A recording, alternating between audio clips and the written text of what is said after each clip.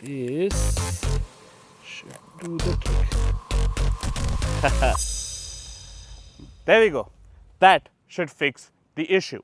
Meet the brand new KTM 390 Enduro. Her mini skirt on, hop up in my two-seater. I got bread, baby, would you like some more pita? You won't stop, baby, I'ma call you Big Dipper.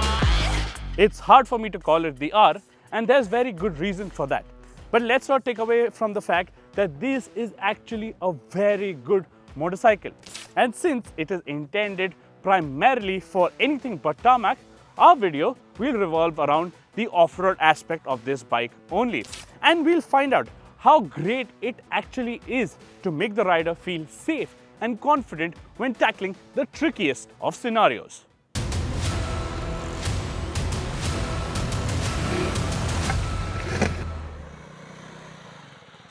Why doesn't it have 230 mm suspension travel?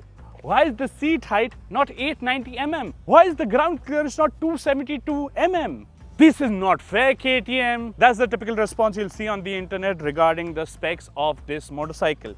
And to a certain extent, I agree, because KTM has sort of developed this sort of habit where it is sort of giving us spec down models for India. It happened with the first gen KTM 390 Adventure, the current RC 390, and to a certain extent even the current 390 Adventure. And it does not seem fair. Now, KTM's logic is that this is technically supposed to be the first enduro motorcycle in the country, which to a certain degree it isn't. But having said that, they said that the taller setup on this motorcycle would make it very difficult for Indians to manage, especially for the first time buyers. But the Enduro or the Enduro R isn't intended for the once in a blue moon off-roader, which this bike certainly feels like it is.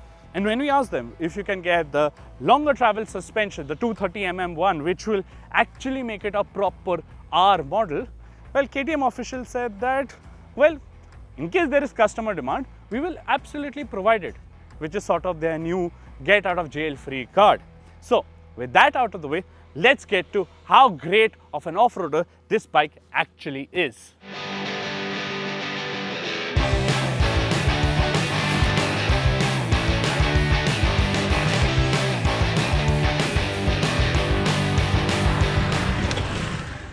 So let's start with the engine. It has that typical KTM brappy single-cylinder off-roader feel that you expect from a motorcycle such as this.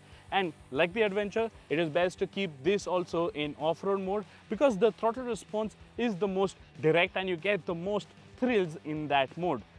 Furthermore, this has revised gearing, 2 teeth larger on the rear sprocket, and that makes it very effortless when you're out on the trails. So tricky trails where you need to be in first or second gear, it does it very nicely, neatly at slow speeds. And when you're in the fast trail section, when you're just blowing up dust, third, fourth gear, it's very, very fast and very, very stable at that speed. So managing it with the engine as such is not a hassle. The clutch is very light, the quick shifter is very direct. So you are always in firm control of the motorcycle. And yes, I know the ground clearance is lower, so the underbelly exhaust is even lower than what you would expect from the international spec Enduro R. But like is the case with the Adventure, the baffles in the system are designed in such a way that the water doesn't seep through into the combustion chamber like we've experienced on the Adventure. And we did quite a few water crossings, quite deeper than what we experienced on the Adventure, and still there was no issue. And even after jumping this bike for hours and hours on end with my 100 kg frame on board, the belly does not scrape. So engine performance wise, this is a big plus. Now, the one thing that you want from an enduro motorcycle is for it to be light and nimble on its feet, which this bike certainly is. It's very agile, very maneuverable, and even in the tightest of scenarios, you can make your way through without much fuss. Now, when we were following the KTM instructors out into the fast trail sections or even the tight trail sections, the bike was very easy to point and direct it in the path that we wanted to. There was once a very steep decline as well with a few obstacles along the way, and this bike rarely broke a sweat. So in the enduro sense, when you are facing, say, the gnarliest of obstacles, this doesn't get flustered and you can literally, say, maneuver the bike. Thankfully, it's very forgiving as well, provided you have some basic off-roading skills. So if you have better bike control, if you have the basics of how to stand up on the bike, then this bike will reward you and it will take care of you as well. And it all stems down from how great this chassis is, because it's very narrow and compact and it makes the rider feel at home from the saddle when you want to lock in your knees, because this bike is very, very slim. So that 860 mm of seat height, not a fuss for somebody who is 5 feet 9 inches tall. So I can easily find both my feet flat on the floor, but technically you would ideally want one up on the rear brake for, say, off-roading, and this is a very nice and neat, say, posture. Furthermore, there is adjustability also in the way that the ergonomics is set up. So you have 3 holes on the triple clamp for in case if you want to bring the control closer or further away from you. Even the foot pegs, well, they can be adjusted for height. There are 2 bolts, you just swap them out and it will increase the height by 12 or 14 mm. Having said that, this stock position is very neat. The bars, the width is exactly the same as the Adventure, but the height is lower. There are handlebar risers as an accessory, but for my frame and the way I am riding the bike, I didn't find the need for the risers to be in place. So overall, this bike is very, very great for, say, trail ridings, and off-roading is definitely fun on it. Now, would the longer travel suspension help? Well, yes, for only the very serious and the already seasoned off-roader, because this suspension, it works very well. So even after jumping or taking in the bumps, this was very neutral, even more so than the Adventure. It didn't feel a little bit of the waviness or the sponginess that the Adventure had when you are going over fast trail sections. And because this is lighter and more maneuverable, it felt more settled. Speaking of lightness, this bike weighs around 6 or 7 kilos lighter than the Adventure. So in case if it falls, picking it up is not going to be a bother. So if you are very, very serious about off-roading, then it might feel a limiting or a stumbling block. But as such, there is no problems. Also, this gets a 21/18-inch spoke wheel setup. These are not tubeless spoke wheels like the Adventure, but standard spoke wheels. There is a tube inside this. The rigidity of the tubeless spoke wheel is compromised when you're going extreme trail bashing. And as a result, fixing a flat tire is better than having a broken rim. Tires used over here, well, these are Mitas Enduro Trail Plus tires. These are the same tires that KTM uses on the KTM 690 Enduro R. So the grip levels on offer are phenomenal for off-roading, and we had dialed down the tire pressures to 16 and still this felt very stable. It held on to the piece of dirt that we wanted to go, and you could still slide around and do the fun stuff. The disc over here is smaller than the Adventure. This is a 284 mm disc, but that still does not compromise the braking performance. Sintered pads over here provide great feedback and great stopping power in off-roading scenarios. And plus, you can switch off ABS intervention not only at the rear, but also at the front with the dedicated ABS button. So I definitely suggest before you switch it off, you should have the basic skills of, say, trail riding.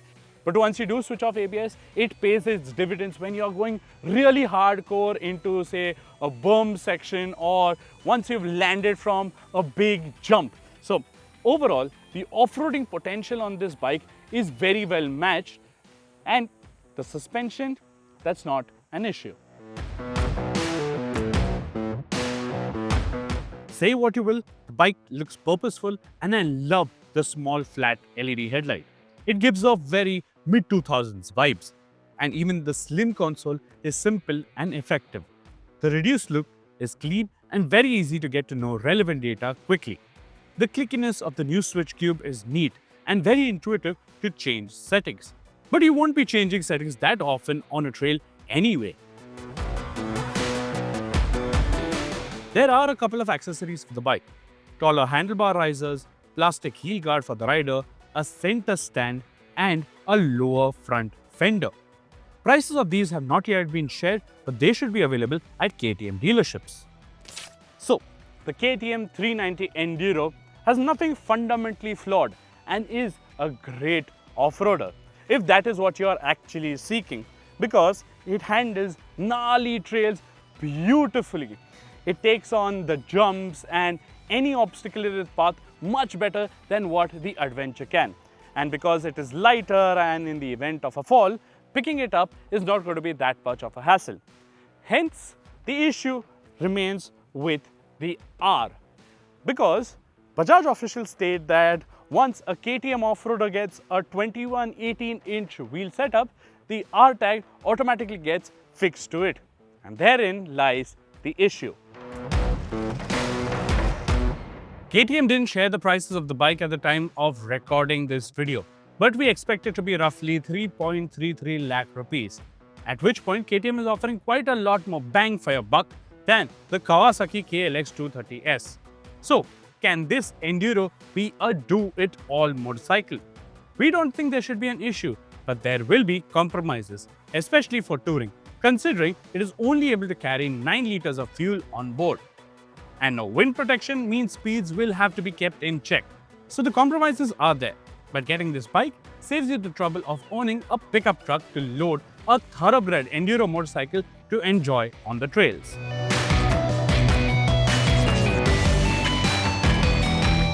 So with the 390 Enduro, KTM and Bajaj officials want us to learn how to walk before we can fly. But if the folks at Chakan and Mattighofen paid a little more attention to the Indian off-roading scene, they would have already known that we were already walking and pleasantly flying with the Hero X Pulse 200 Rally Pro.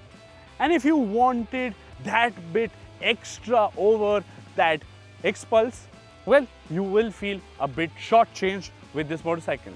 However, if this is going to be your first off-roader, well, there is a lot to learn on this motorcycle. Get the basics right before you even think that the suspension travel is less.